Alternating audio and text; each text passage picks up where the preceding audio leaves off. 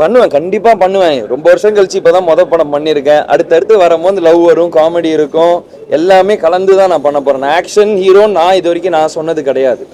நான் வந்து எல்லாமே நான் ட்ரை பண்ண போறேன். லவ் பண்ணுவேன். இப்போ பொன்ராம் சார் படம் full and full through out comedy இருக்கும், லவ் இருக்கும், சின்ன ஆக்ஷன்ஸ் இருக்கும், அந்த மாதிரி தான் இருக்கும். அதுக்கு அடுத்தது இன்னொரு டேரக்டர்கிட்ட பேசிட்டு இருக்கேன். சைன் பண்ண உடனே அதை நான் சொல்றேன்.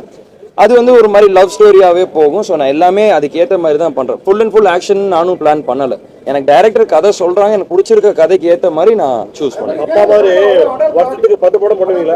ஒரு அது வந்து இல்ல, அது வந்து சசிகுமார் சார் ப்ராஜெக்டுக்காக வளர்த்த முடியும் தாடி. அந்த ப்ராஜெக்ட் டைம் ஆனனால அன்பு சார் வந்து அதுக்கு இல்லை நான் இந்த கெட்டப் அப்படியே எடுத்துக்கிறேன், முடிதாடி வெட்ட மாட்டேன்னு சொன்னதுக்காக அந்த இது அப்படியே பண்ணது. மற்றபடி அந்த இது படத்துக்காகன்றது இது கிடையாது. வருஷத்துக்கு 10 படம் பண்ணுவீங்களா? வாய்ப்பு கிடைச்சா கண்டிப்பா பண்ணுவேன்.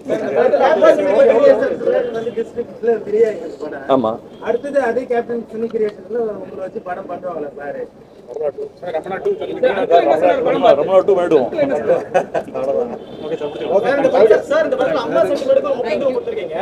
கேப்டன் அவர்களோட படம் திரையரங்குக்கு வரும்போது அம்மாவோட ஃபீலிங் எப்படி இருக்கும்? இன்னைக்கு நீங்க முதல் தடவை உங்களோட படத்தை தியேட்டருக்கு போய் பார்க்க வரீங்க, அவங்களோட உற்சாகம் எப்படி இருக்கு? அதுதான் சொன்னேன்ல, அம்மாவுக்கு வந்து இது வந்து ரொம்ப சந்தோஷமான நாள். நான் அம்மா வந்து அப்பா இறந்ததுக்கு அப்புறம் இவ்வளோ சந்தோஷமா நான் எனக்கு தெரிஞ்சு நான் பார்த்து ரொம்ப நாள் ஆச்சு. அம்மா நேற்று ஈவினிங் தான் ரொம்ப சந்தோஷமா நல்லா ஜாலியாக சிரிச்சிட்டு இருந்தாங்க. எனக்கு தெரிஞ்ச அம்மா நேற்று நைட்டு தான் ரொம்ப நாள் கழிச்சு நல்லா தூங்குனாங்கன்னு நான் நினைக்கிறேன். ஸோ அம்மாவுக்கு வந்து இன்னைக்கு என் படம் ரிலீஸ் ஆனது அவ்வளோ ஒரு பெருமையான நாளாக அவங்க கருதுறேன்.